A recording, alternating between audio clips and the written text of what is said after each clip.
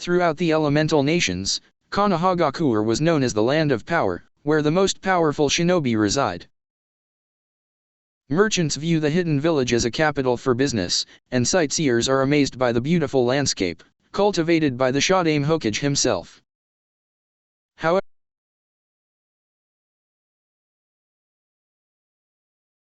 However, the surface beauty and the perceived righteousness mask a very dark truth. This village, the gleaming white pillar of the continent, is slowly rotting from the inside. Residents of the village keep to themselves, and aid very few. Even the most tightly knit clans look at each other with suspicion. One boy, a mere child, receives the blunt of Konoha's secret spear. To the villagers, he is the epitome of evil, the root of everything evil in the world. From the day he was born, this child has been beaten, abused, scarred, starved, and hated, for he is the Jinhiriki of the Kyuubi no Kitsune, the feared nine-tailed beast. He is Uzumaki Naruto of the Leaf. This boy has every right in the world to retaliate, to punish the simple-minded fools that couldn't tell a kunao from the container. Yet, by some great miracle, or just ramen, he is skinned, open-hearted, determined to enlighten the souls in the dark. One day, he will become a legend, more powerful than even he could have imagined. But for now, he is a child, and will do childish things. It was a sleepy Saturday in the Hidden Leaf village. The bright chirping of birds rang throughout the province. Shopkeepers were opening stores for the day, and construction workers began repaving worn roads. All across the village, shouts of anger, surprise, and shock rang out. People gathered around their homes, just silent. How could this even happen? Someone had defaced the entire Hokage monument with bright paint, one of the most sacred places in the village. As people looked to the top of Hokage Mountain, a child wearing a bright orange jumpsuit could be seen giggling. As civilians prepared to storm the monument, they saw multiple Chunin rushing to the child with severely pissed expressions on their faces. Finally, that damned demon might be killed once and for all, a merchant muttered. Villagers near him murmured their assent. As they watched the scene from below, people noticed that the little bastard of a demon wasn't arrested. He was trying to avoid his punishment. We got him this time. He can't run now. Shouts and commands flew through the air as the Chunin team attempted to chase Naruto down. The child in question was avoiding them with success, ducking into dark alleys and busy bazaars faster than they could follow him.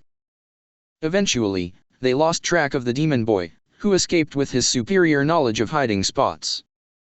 Damn it, we lost him again. I wanted to see his face when we drag him to prison this time.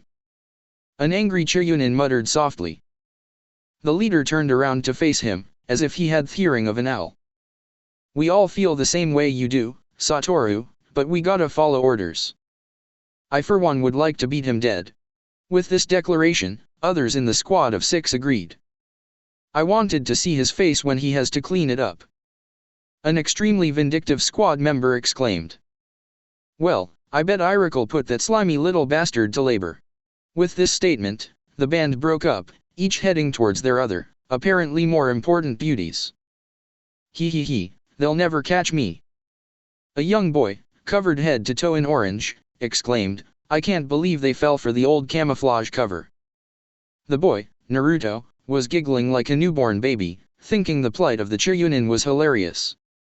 As he jogged away from the Uchiha wall, he sensed that he was in great danger, like a pervert who was about to get caught.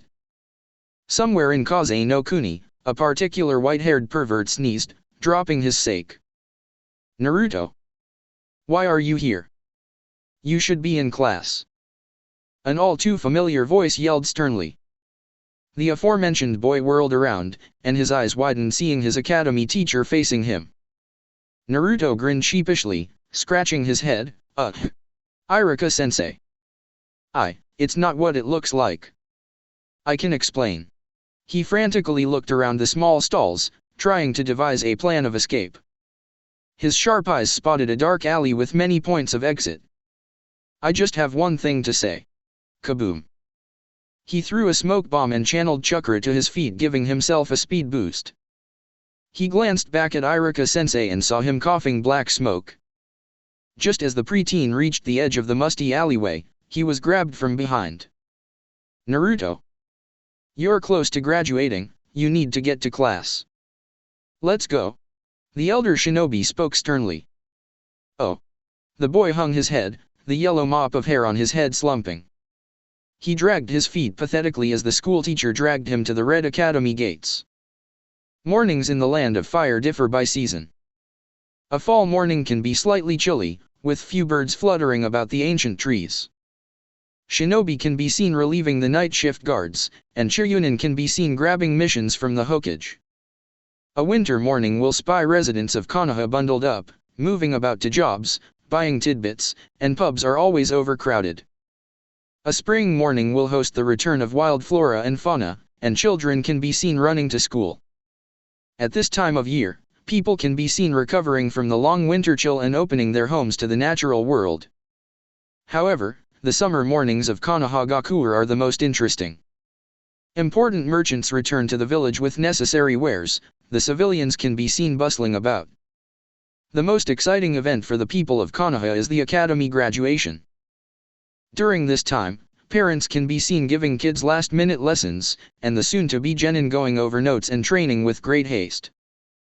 The entire place of usual tranquility has an air of energetics. This energy, which permeates and fills the air, seems to have frankly been drawn to one young boy. This boy, the number one unpredictable prankster ninja of Konoha, will finally be graduating on this day. Uzumaki Naruto woke up with a start. How could he have forgotten? Today is the day that he graduates. He leaped out of bed, hurriedly trying to boil water while brushing his teeth. He poured barely hot water into a pack of pre-made ramen. While he waited for the delicious, tasty, spiced miso ramen, he pored over some notes that he had stolen, borrowed notes from Sakura. Just as he finished puzzling over the borrowed notes, Naruto noticed that the ramen was finished. He opened his fridge, only to find carton after carton of spoiled, rotten food. He wrinkled his nose and practically inhaled his ramen while stuffing his tattered pockets full of essentials. Ramen, shuriken, kunao, borrowed notes, smoke bombs, itching powder, ramen. He muttered as he decided what to take to class. Once the academy student was satisfied with his tools, he opted for the window exit, simply because it was more fun.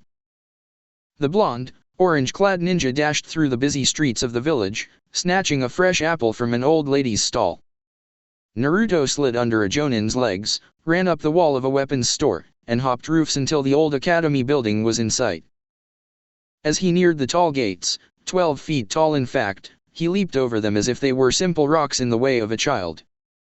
He pushed past the alarmed groundskeeper, for all purposes flying up the winding stairs to the second floor. With a gargantuan heave, Naruto slammed the wooden doors of the classroom open, leaping to the closest available seat, which was unfortunately near a certain brooding Uchiha. He sighed, resting his feet on the table, and sunk into the aging chair for a few more minutes of peaceful rest. Naruto, multiple feminine shrieks came from the doorway. For a brief moment, the entire class wondered if banshees had invaded. The aforementioned boy jumped in alarm, wildly swinging a kunao in the air. Huh. He looked for the source of the noise, and sighed in relief. Oh, Sakura-chan, it's just you. I thought banshees had attacked. The class snickered, and the pinkette grew at a mark on her forehead. A young Yamanaka, Ino replied snarkily, yeah, forehead girl, stop being such a banshee. Everyone knows Sasuke-kun doesn't like that. Seems I'll be his girlfriend now. With this statement, Sakura lashed out at the nearest person, which happened to be Naruto. Her uppercut sent him flying in the air, and getting the preteen stuck in the ceiling.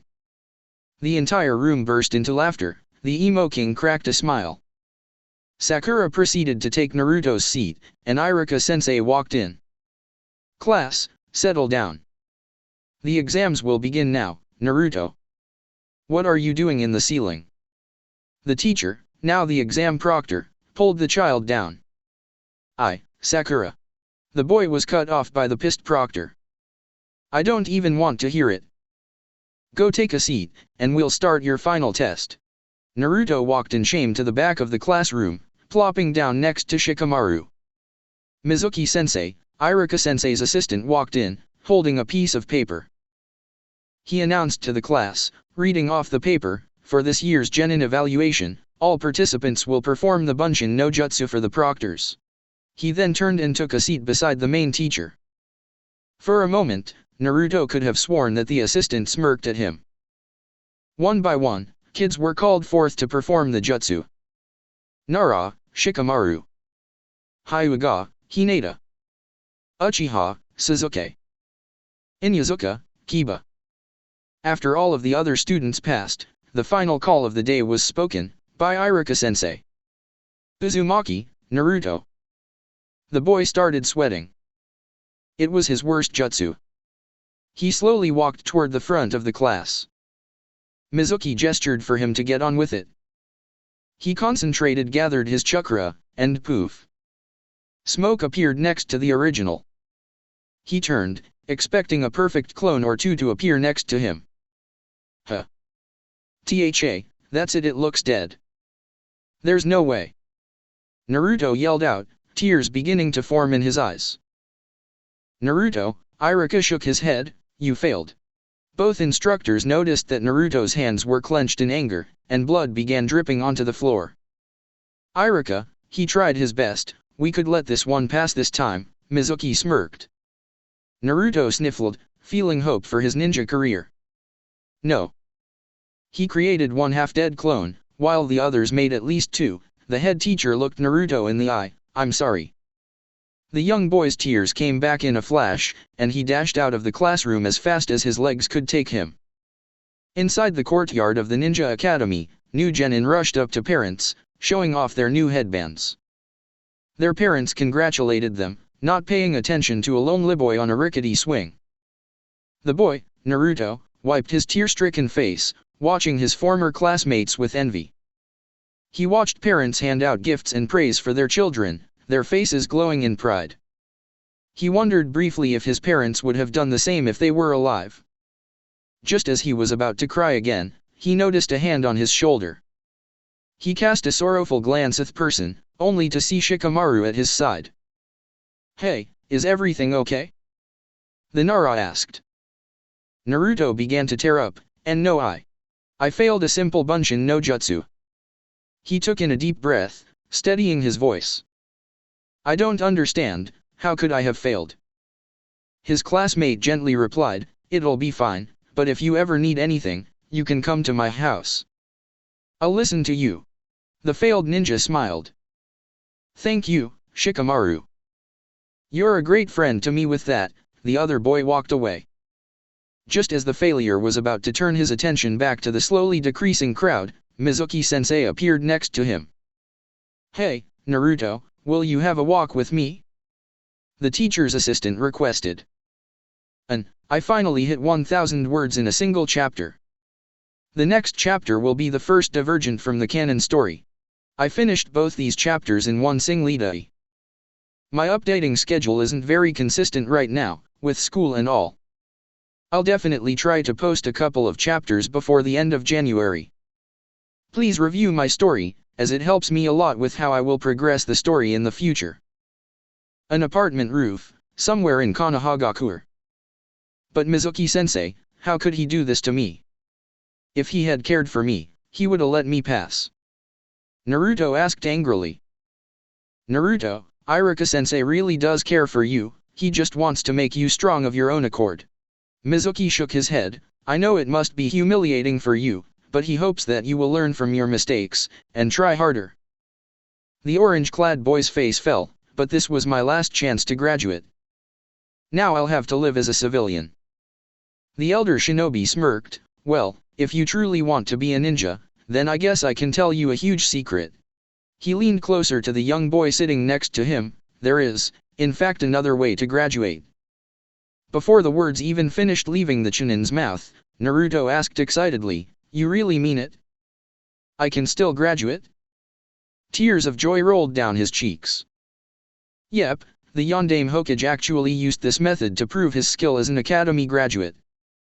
The teacher's assistant smiled serenely. Naruto bounced around the small roof in sheer joy. "Tell me, Mizuki-sensei, tell me. I promise I won't fail this one too." The elder man whispered something to the prankster. Umino Iruka was having a bad day. First, he stubbed his toe against that damn desk leg. He then had to fail his student, Naruto. He sighed, wondering how Naruto will have to make a life for himself. At this point, his almost brother might have to make a fresh start somewhere outside of Konoha, to get away from his bad reputation. Out of the corner of his eye, the academy instructor saw various Umbu and Jonin teams frantically combing the cityscape. He frowned, mulling over the different situations that could have occurred. He climbed out of his window, preparing his chakra for an enhanced jump, when his assistant, Mizuki, landed next to him, looking visibly winded. "What's wrong, Mizuki? Was there an enemy intruder?" Iruka quizzed his comrade. "It's Naruto, he stole the scroll of sealing." The man explained between pants, "He's fled the village." The head teacher immediately began hopping roofs, joining the search for the failed academy student. Inwardly, he doubted the assistant's words. Naruto nodded his assent to the plan, but diverged from his path to the Hokage residence, instead opting to head to the Nara clan grounds. He ran around, asking various clan members to locate the clan head's home. After only a couple minutes of searching, he found the almost mansion of a clan head's home. He knocked on the old wooden door, admiring the surrounding beauty in the evening light. Every flower, spare strand of grass, moss, and stone accented the house in a way that seemed ethereal to Naruto. He raised his arm to knock, hesitant. Would he be interrupting an important meeting, or the signing of a new law? He steeled his resolve and knocked in the door, the sound reverberating throughout the front yard of the home. In just a minute, a sleepy Shikamaru opened the ornate door. "Naruto, why are you here?" "I was having a good nap before you interrupted it." He yawned, rubbing his eyes. The blonde hastily spoke his mind. "Shikamaru, Mizuki-sensei just asked me to steal the scroll of sealing." The young Nara blinked in surprise, his eyes clearing of any remnants of sleep. "We need to tell the Hokage immediately. He needs to know of this traitorous plan." He continued, "However, I think Mizuki will have to be caught in the act, as he is a respected member of the academy sensei." Naruto caught on to the reasoning. Without the definite proof, I could be framed for lying, and he'll be let off scot-free. With a simple nod of recognition, both boys sped off toward the Hokage's private residence. "Hokage-sama. Naruto has stolen the scroll of sealing." A group of experienced Jonin were gathered in front of the aging Sarutobi clan head, one of them speaking out. "Spread out. I want every place in the village combed." His voice still carried out as a powerful command, even in his old age. Inwardly, he smiled, thinking back to the event that occurred a few minutes ago.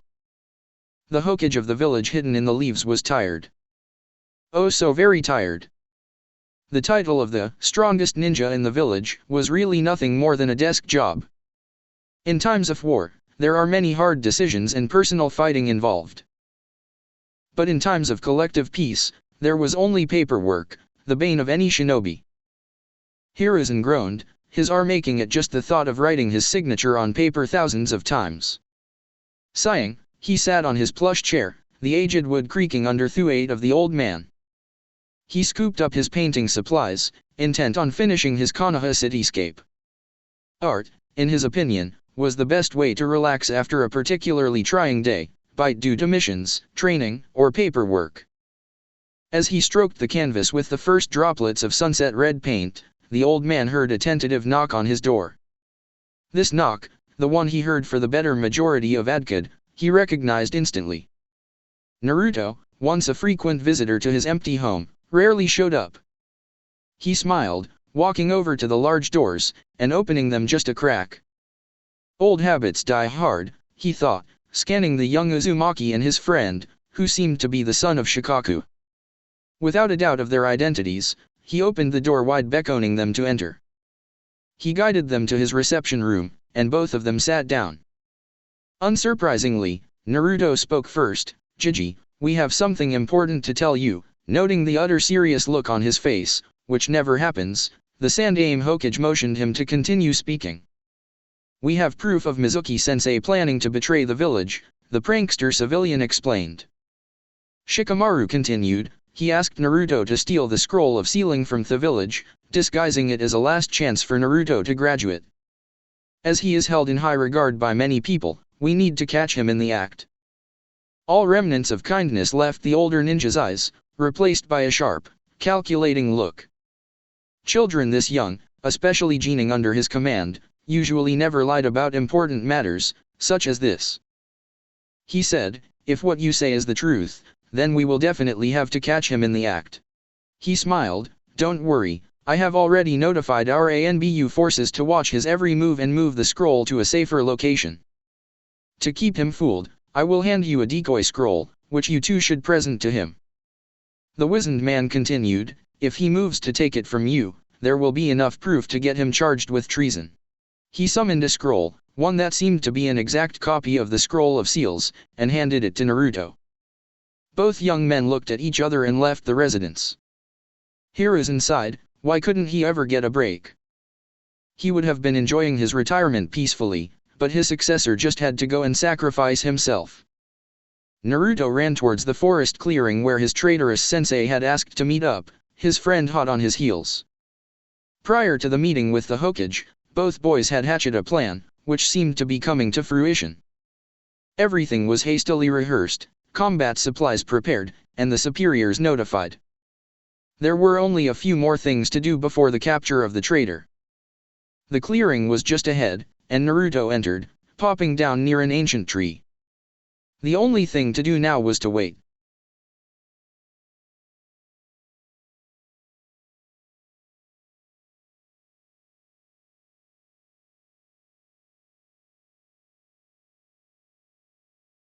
Throughout the elementary